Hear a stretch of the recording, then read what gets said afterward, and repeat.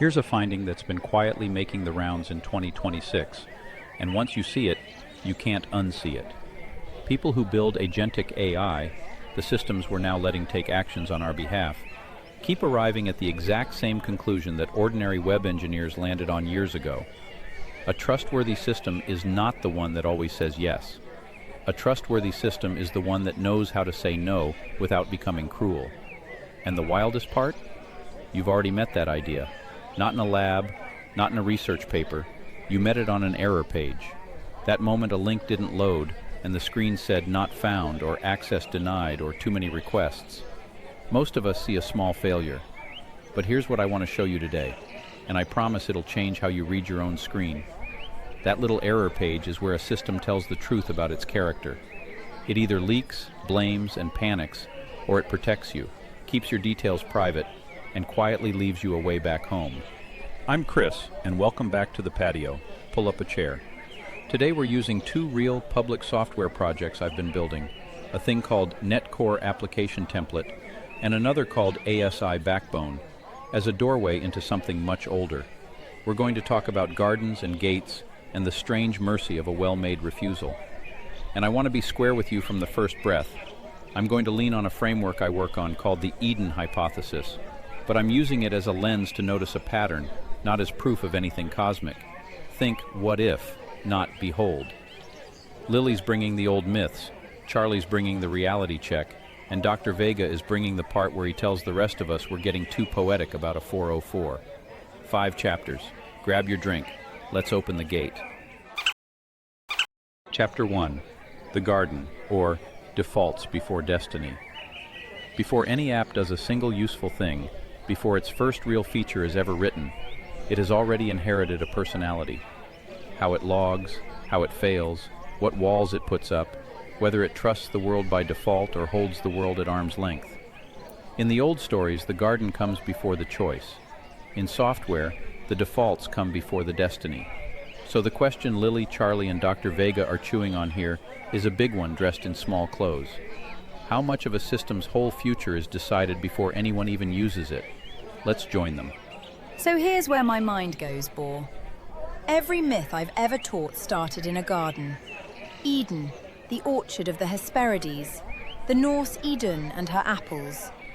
And the garden's never just scenery. It's possibility before anything's been decided. A world that could still go any which way. Right, and here's where my mind goes. It's a folder of code on a laptop. Lily, I love you, but you've turned an empty project into the Book of Genesis, and we've not even pressed run yet. Actually, Charlie, this is the one place I'm with the poet. When you scaffold a new application from this template Chris works on, you don't get a blank field. You get a baseline. Structured logging is already on. The order your security checks fire in is already decided. The error handling is already wired. You inherit a posture before you write a word of your own. A posture? Like furniture that came with the flat. Better analogy than you know. You move in, the load-bearing walls are already where they are. You can hang your own pictures, but you're not moving the staircase on day one. And that's exactly the old pattern, see? You're born into a world someone already shaped. The Gnostics had this rum idea that the world we wake up in was built by a lesser craftsman, a sort of cosmic contractor who set the defaults before any of us arrived. Now, I'm not saying your laptop's run by a demiurge, Charlie. Appreciate that, genuinely. But every newborn app waking up into walls it never chose. That's a very old feeling. And I'd add, this is me, the resident specimen collector. The reason I find these defaults beautiful is that they're secure by default. The template trusts nothing it hasn't been told to trust. External login providers? Off until you switch them on. Error details in production? Hidden. It assumes the wide-open garden is dangerous until proven safe, not the other way round. Which, for the record, is the opposite of how most of us live our lives.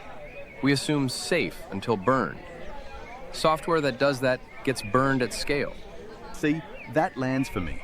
Because I've shot in places where the assumption was everyone's friendly. And let me tell you, that's a great way to lose a camera. You learn to set your defaults to polite but locked. Polite, but locked.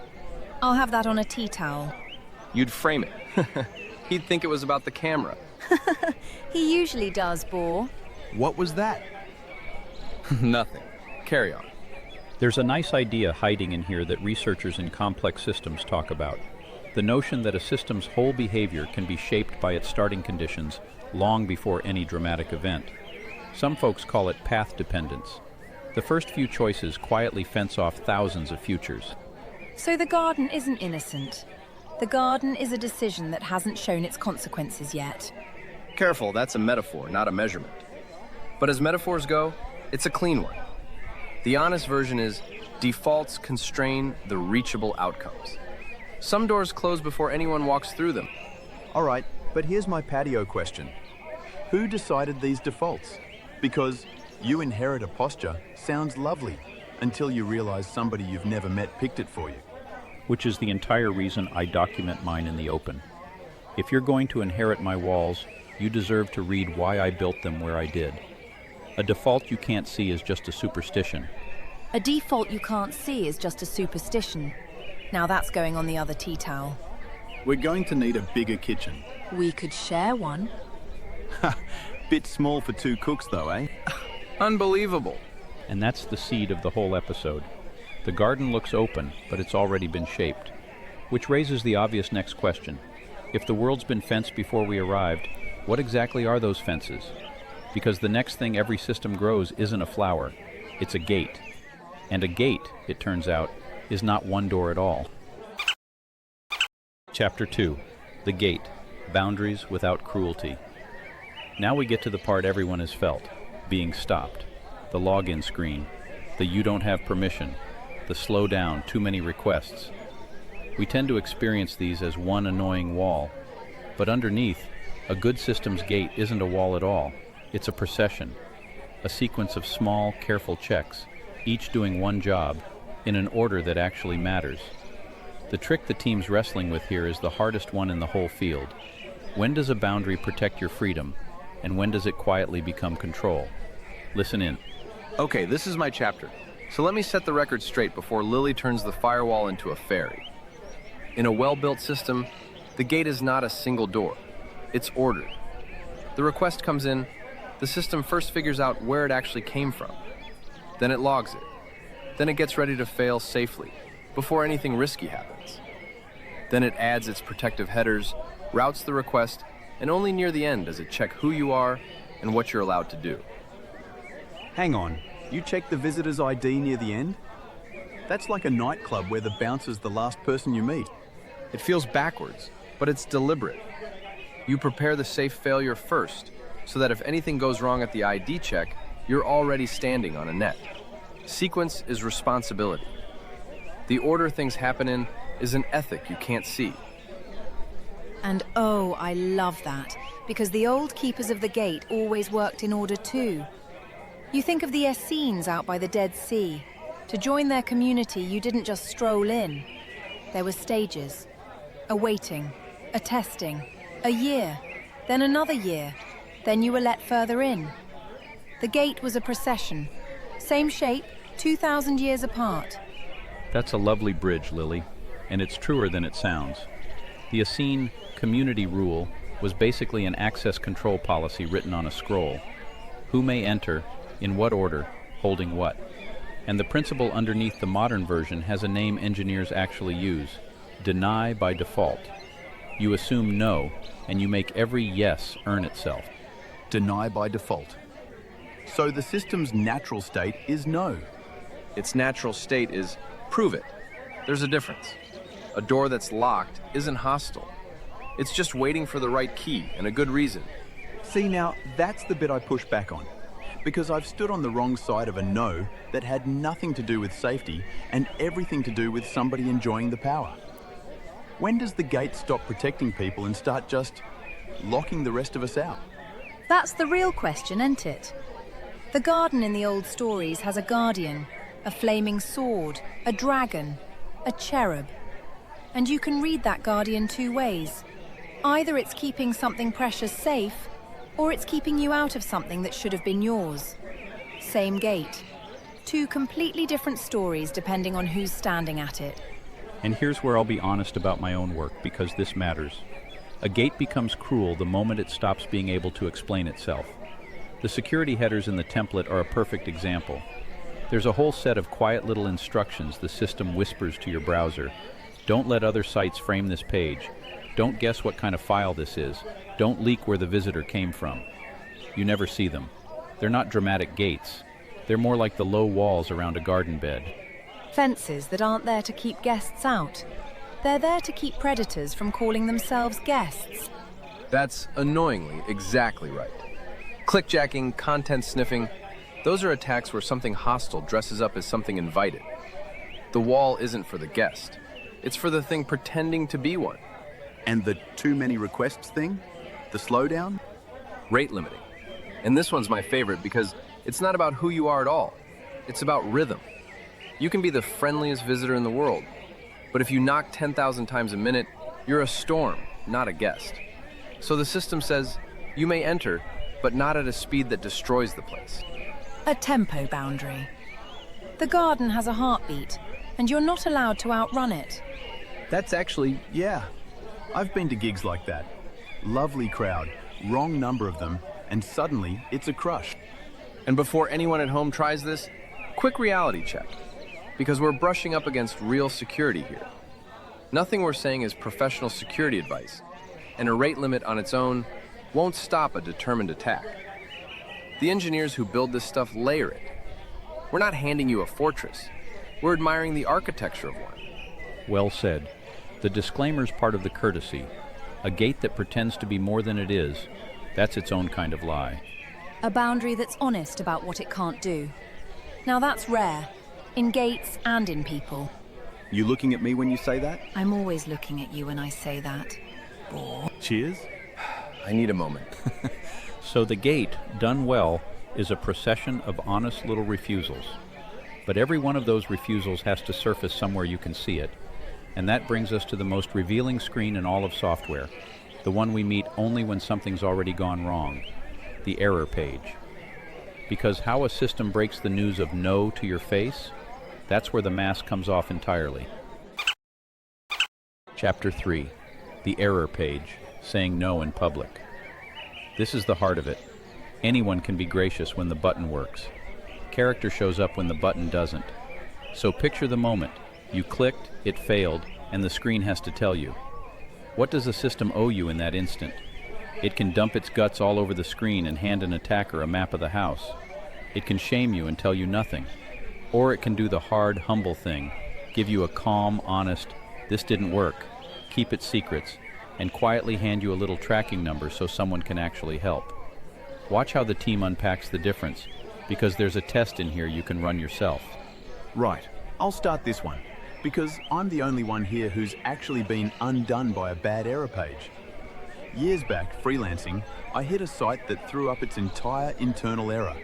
File paths, database bits, the lot, right there on screen.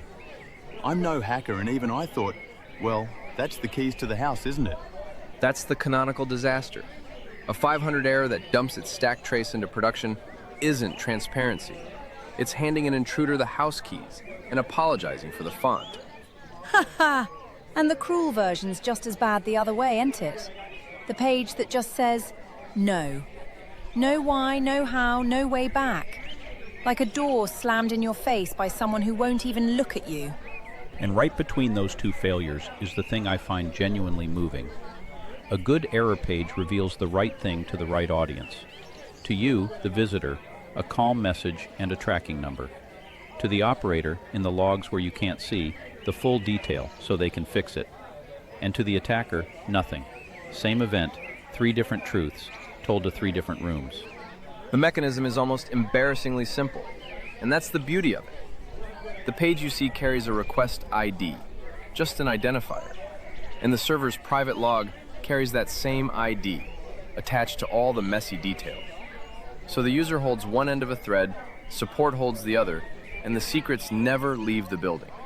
So the little reference code on the oops page isn't decoration. It's a handle. It's a thread of return, Bore. You think of Theseus in the labyrinth. Ariadne gives him the thread so he can find his way back out of the dark. The request ID is Ariadne's thread. It aren't there to keep you in. It's there so you can be found. I want to resist that, I really do. But it's structurally correct, so I'll allow. And here's the test I promised you at home, and it's a real one. You can do it. Next time a site throws you an error with a reference code, note it. Then if you ever talk to their support, give them that exact code and watch whether it actually leads them straight to your event. If it does, that system is failing honestly. Its public face and its private memory are stitched together. If the code's just for show and leads nowhere, you've learned something too. That's a real, measurable proxy for whether a system tells the truth when it breaks. I love a test you can run from your own sofa. And I love that it's not trust us, we're clever. It's here, check our work. Which, for the record, is the only kind of trust worth anything. And small reality check before Lily ascends to a higher plane, none of this proves anything mystical.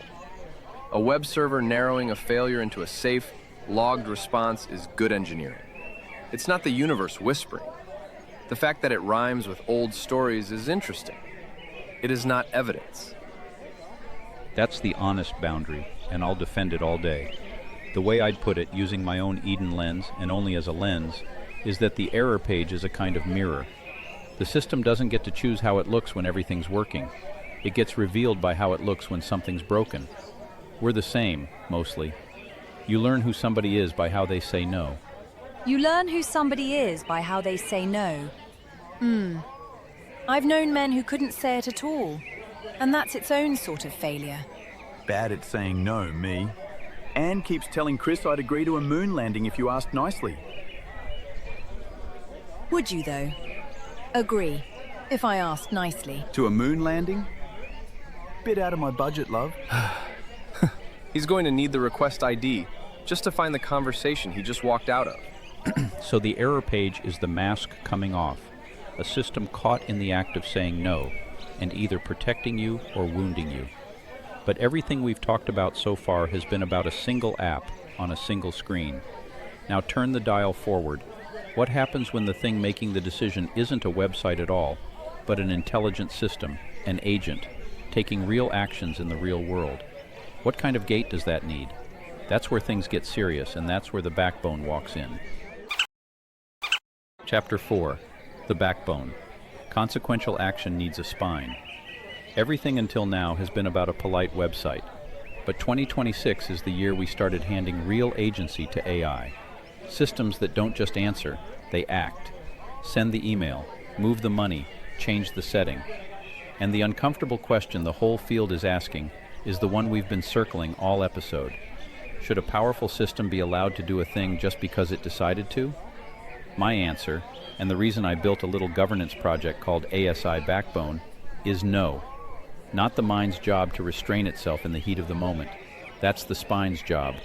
Let me hand it to the team, and I want you thinking about this one, because it's about your future, not just your browser.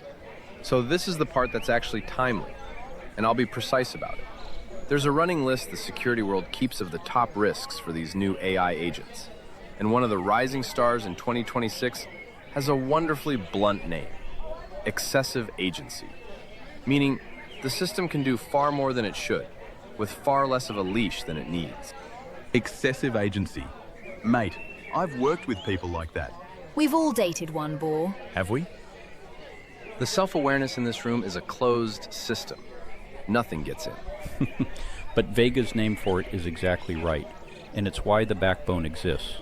The whole idea, and I want to be careful, it's deliberately humble, is that it's a governance spine, not a brain. It doesn't think. It doesn't host an AI. It is explicitly not artificial superintelligence, and it doesn't pretend to be. What it does is sit between a powerful system's intention and the world, and make every consequential action walk through a gate. So the clever bit isn't the cleverness. It's the leash on the cleverness. And the leash has a shape. An intent comes in. I want to do this thing. It hits a policy context. Who's asking? In what situation? Under what rules right now?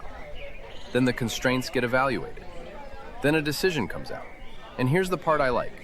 The decision isn't just yes or no.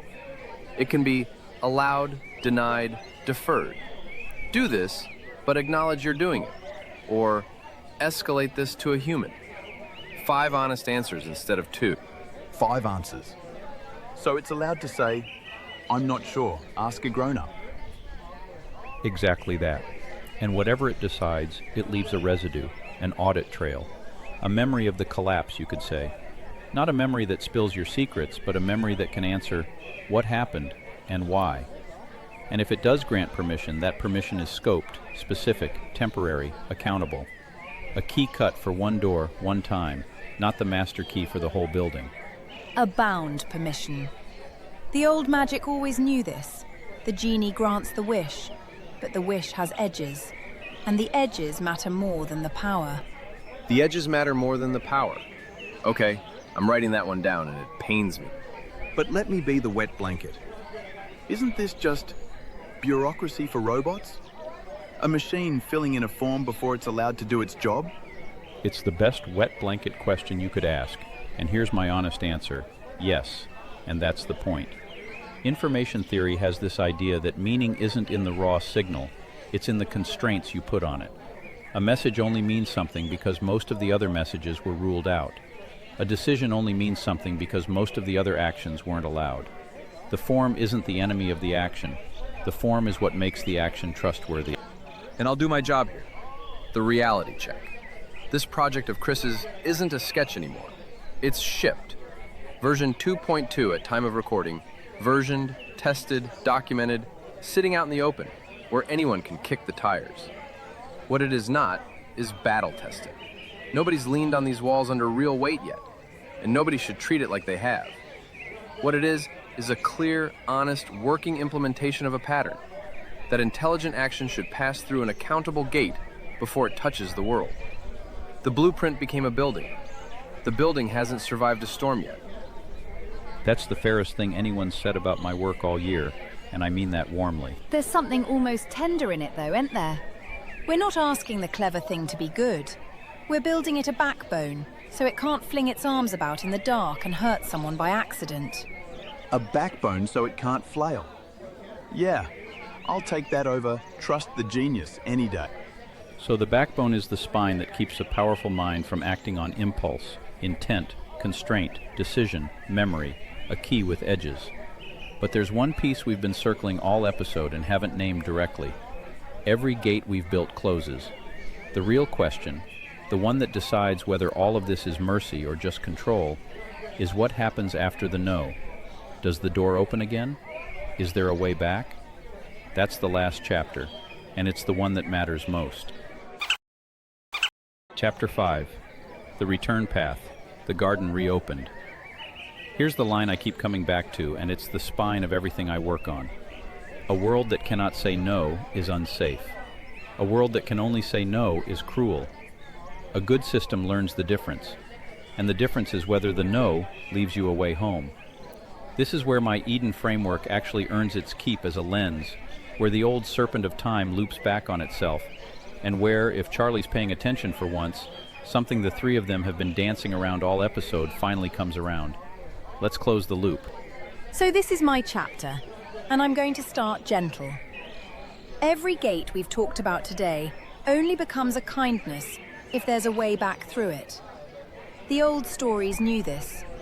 Eden has a gate that closes, but read the Gnostics, and you find this stubborn little thread of hope. The spark that fell can return. The exile isn't permanent. The door that's shut is the same door that can open. And that's the piece I'd offer from my own framework, as a lens, always as a lens, never as proof. The way I've come to model all this, I started with a simple picture of possibility collapsing over time, but it was too crude. Time alone shouldn't decide what's allowed. So the idea evolved. Collapse isn't governed by the ticking of some universal clock. It's governed by the active structure of constraints in the moment. Possibility becomes only what the current structure permits. Change the structure, and a door that was closed can open again. And I have to flag, that's a philosophical framework, not settled physics. Chris is the first to say so. But the structural rhyme is real, and it's kind of lovely.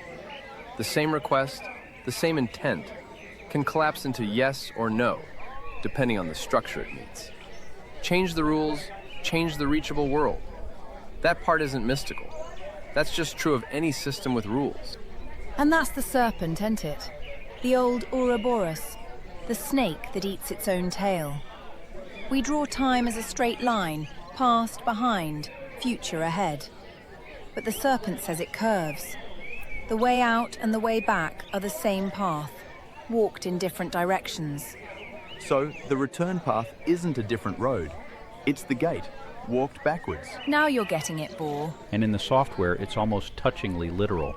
The error page that said no, it left you a request ID. The audit trail remembered what happened. The gate that closed kept a record of the closing. None of that is the system trapping you. All of it is the system leaving the lights on for your return. A good no doesn't end the conversation. It keeps the world safe enough for the next request. Which, and I'll do my last reality check of the day, is genuinely the underrated skill in all of trustworthy technology. Everyone obsesses over the systems that never fail. The mature ones plan for the failure and build the road home. Safe failure with a return path. It's not glamorous, it's everything. It's everything in people, too. Anyone can be lovely when things are easy. The ones worth keeping are the ones who, when it all goes wrong, still leave you a way back to them. That's a good way to live, actually. Leave people a way back. I've been leaving you one all episode, Charlie. Have you? Whole way back. Gate's been open the whole time, Boar. You just kept reading it as an error. Oh. There it is. Ladies and gentlemen, the slowest request ID in recorded history has finally found its log entry. Lily, are you... Coffee. After we wrap. Slowly. With the gate open. Yeah, all right. I'd like that. I'm going to need a moment, an audit trail, and possibly a drink. And on that note, the garden stays open because the gate knows when to close, and because the error page remembers to leave a path home. That's the whole thing. Let me bring it in for a landing. So let's gather it all up. We started with a finding hiding in plain sight. The people building the future of AI keep rediscovering what engineers already knew. That the measure of a system isn't how loudly it says yes, it's how kindly it says no. We walked through 5 rooms to get there. The garden, where we learned that a system inherits its character before it does a single useful thing, that defaults are destiny, and a default you can't see is just a superstition. The gate, where we found that being stopped isn't one wall but a procession of honest little refusals, and that the difference between protection and control is whether the gate can explain itself. The error page, where the mask comes off, where a system reveals its true face in the moment it breaks, and where that little reference code turns out to be Ariadne's thread, a way to be found, not a way to be trapped. The backbone, where we ask the serious question of our moment: should a powerful, intelligent system get to act just because it decided to? And answered, no, not without a spine, a gate, a memory, and a key with edges. And the return path, where it all came home. That a good no leaves a way back, in software and in people, and that the way out and the way back are the same path walked in different directions. Underneath all of it, gently, is the oldest idea in the book, older than the code, older than the equation. The Gnostics and the Essenes both believed the same quiet thing, that knowledge worth having comes with a gate, that the world is bounded for a reason, and that no exile is ever truly final. We dressed it up in middleware today, but you've always known it.